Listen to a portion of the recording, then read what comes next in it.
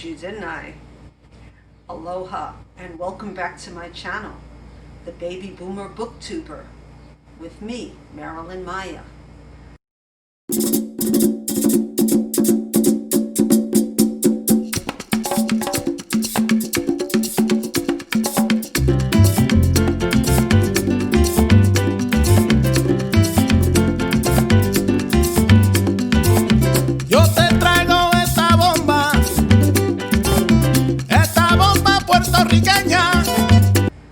I am going to do a take on the newbie questions, the booktube newbie questions, the booktube newbie tag. It was created by Brenda C. And I'm going to read them, so please bear with me. Number one is, why did you start this channel?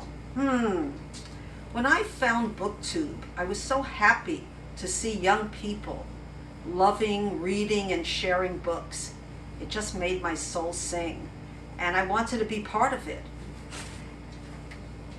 You know, I was always considered weird for carrying around a book everywhere I went, and this was as true for me in my Brooklyn project as it was when I came to Hawaii in my small little town at the time. So to see people loving books, it really made me want to start this channel.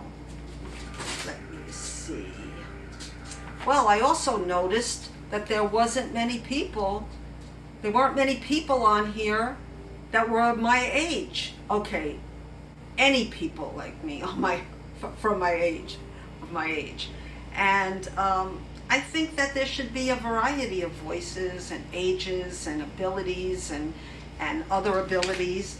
So I just wanted to share the healing and joy that I felt reading. And I wanted to learn from others too, who can help expand my vision of what a good book is. Okay, number two, what are some fun and unique things you can bring to BookTube? Well, first is me, my personality. As you saw from the beginning, I like to dance. Dance makes me happy. And I've read thousands of books at my age, which gives me a head start on book hauls. I'm told I'm funny, though it's unintentional. I used to be a part-time train announcer in Japan, and people would tell me that I have a pleasant voice and it's easy for non-English speakers to understand. For example, next stop, Osaka Station, Sugiwa, Osaka. I don't know if you like that, but let me know if you like my voice or it's annoying. Well, I've got plans. I've got plans to bring a lot of fun to my channel. But I also hope to bring awareness of people with mental illness and other disabilities, or as I like to say, other abled people. So, but I want to share the books, of course, that deal with anxiety, panic attacks, that help me survive. And it's not only self-help books that I'm talking about. Fiction can be as healing or even more healing than self-help sometimes. Well, I know that reading fairy tales, for example, helped me with my early trauma, and it gave me a feeling that I could change my life being unrealistic. Is that a good thing? Well, if you knew my past, yes, it was a good thing. Okay, number three, what are you most excited about for this channel?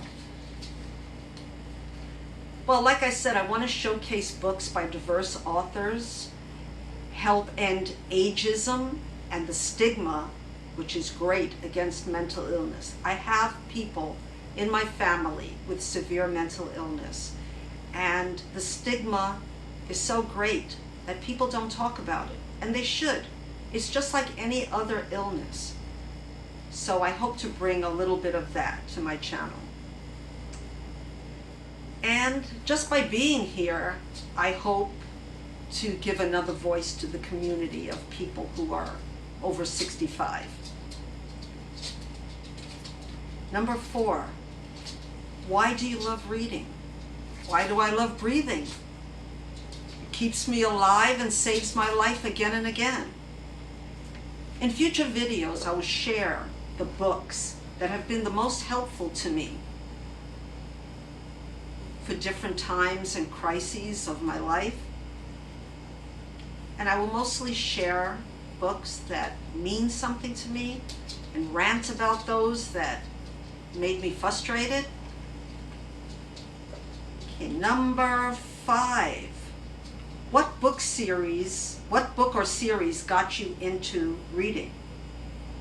Well, it was a comic book of fairy tales, legends, and myths. And it was the comic book was called Classics Illustrated. Oh boy, I wish I had kept that comic book series that I collected, because it would be worth a lot of money today. I would have made a fortune. 6. Where's 5? Oh, that was 5. What questions would you ask your favorite booktubers? Well, now my favorite booktubers, I want to get them right. Claudia at Spinster's Library has been very kind to me. Leanne at Literary Diversions. She's so funny.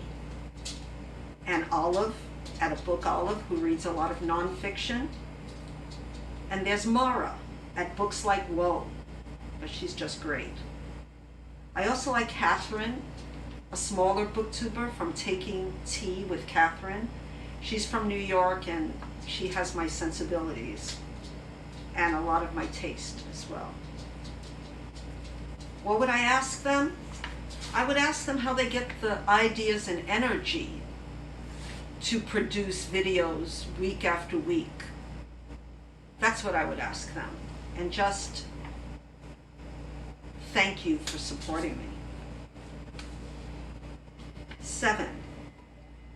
What challenges do you think starting a booktube challenge, what challenges do you think starting a booktube channel will be the hardest to overcome?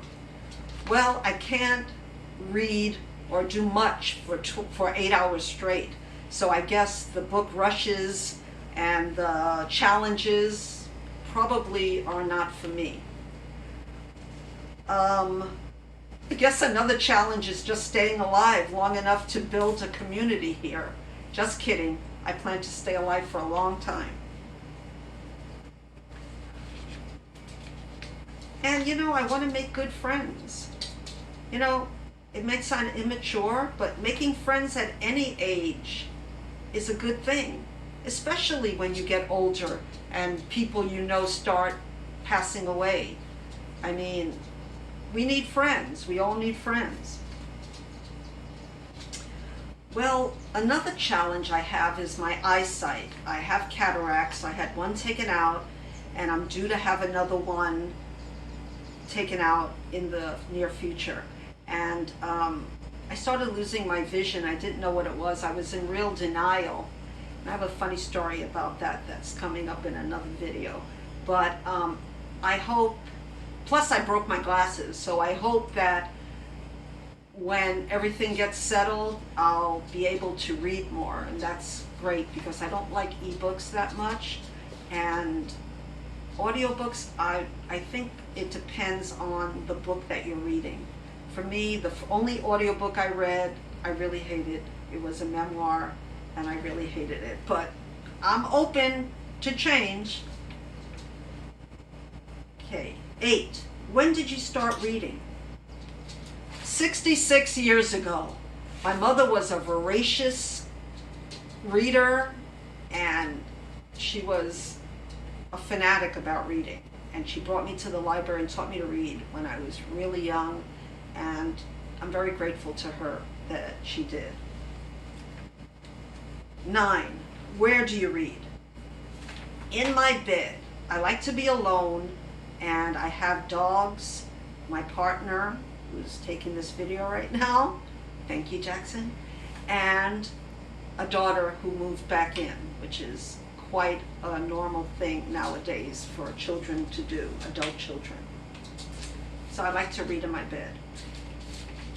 And number 10 is, what kind of books do you read? And I think this is the most important question in a way, because we tend to pick booktubers with the taste that we have in books. And I don't read much fantasy, dystopian, science fiction, or romance. And that's odd in the case of fantasy, because that's where my love of reading first began, with fairy tales like Hans Christian Andersen, Grimm, Aesop's Fables. And maybe I overdosed as a kid, but being on BookTube, my taste has been evolving. And like I said in my other video, my first or second video, I really am getting more into fantasy and have ordered a book from Amazon from the fantasy genre. Okay, I guess my greatest love is mysteries, but I'm picky on what kind of mysteries I like. And I like some thrillers, but not all. And I guess the ones that don't make me want to throw the book across the room after a bad ending, or after you get invested in the book and then all of a sudden you're disappointed. A lot of people don't mind, I do. So you'll hear my rants on that. And I also read classics. And I have to say reread classics, because I think I've read most of the classics that are talked about here. Not all, of course, but the ones that are to my taste. A few books, a few memoirs have really touched me, but in general, memoir is a difficult genre. Even though I write memoir, I'm very picky on the memoirs that I read. And I think it can get too much into a self-pity mode, or it can get where the author is so distant from wants to avoid that, so they become so distant that you can't get involved with the characters. So yes, I do read memoirs because I write memoir, and when it's done right, I love it. A book that really touched my life is The Four Agreements by Don Luis Miguel. And it's a wonderful book, so I suggest that you pick that up, and I will be reviewing that book. It's a book that helped save my life by just with 4 agreements that you make with yourself to change how you view the world and how the world views you, and how it doesn't matter how the world views you. I want to get more into YA romance and queer writers. One of my newest favorite author is Carmen Maria Machado, the author of In the Dream House. I love the way she did meta memoir and how she did experimental writing, and some of my writing is similar to hers, and I just think she's a wonderful writer. So I plan to get more into Spanish-speaking writers and queer writers and a lot of different genres. Well, that's the end of the questions. I hope you learned a little bit more about me, and I hope that you will subscribe to my channel. As my son told me, smash that button. That sounded pretty violent to me, but hey, smash it and subscribe and like it, share it, because we all need friends to help us. on this journey called life. Aloha.